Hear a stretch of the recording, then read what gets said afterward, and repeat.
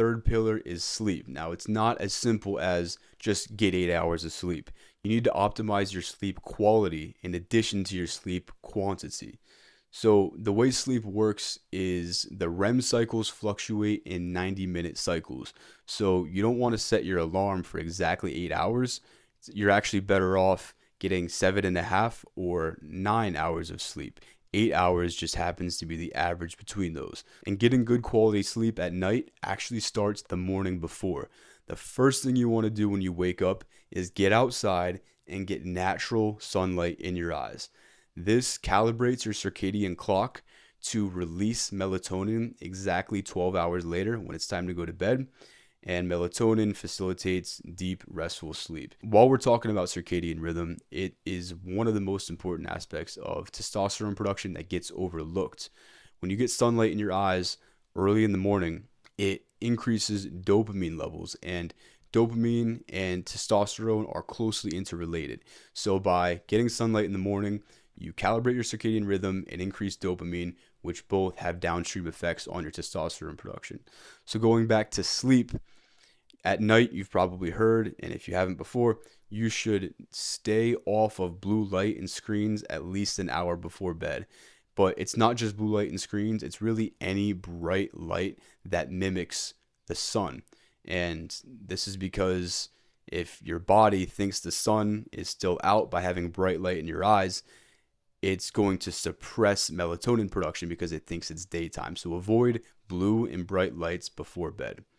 Another important aspect of getting high quality sleep is to sleep in a cool, dark, quiet environment. You want to keep it below 65 degrees, not have any lights on, and you want to keep ambient noise down if possible. You don't want to be woken up by random distractions. And this last one you probably haven't heard of before, but you should tape your mouth shut when you sleep.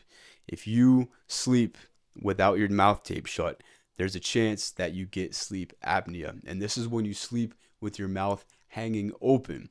And when you do that, you breathe through your mouth instead of through your nose.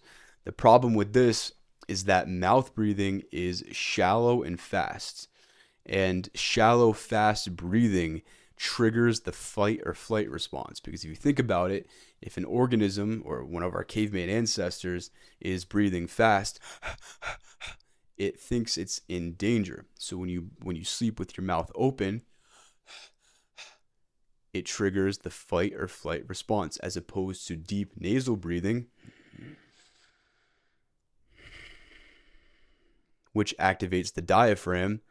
This tells the organism that everything's fine because you're calm and breathing slowly. So by taping your mouth shut, you make sure that you're only getting deep nasal breathing. The reason why the fight or flight response is problematic for testosterone production is because it increases cortisol levels, which we talked about before, the stress hormone, which interferes with testosterone's ability to do its job.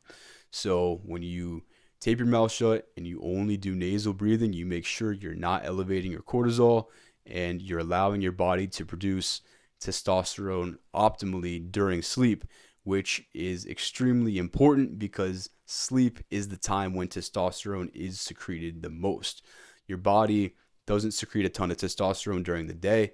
It's mostly produced at night. It's highest in the morning, and then it lowers in the afternoon. This is called the dineural testosterone fluctuation. So getting your sleep right is of imperative importance.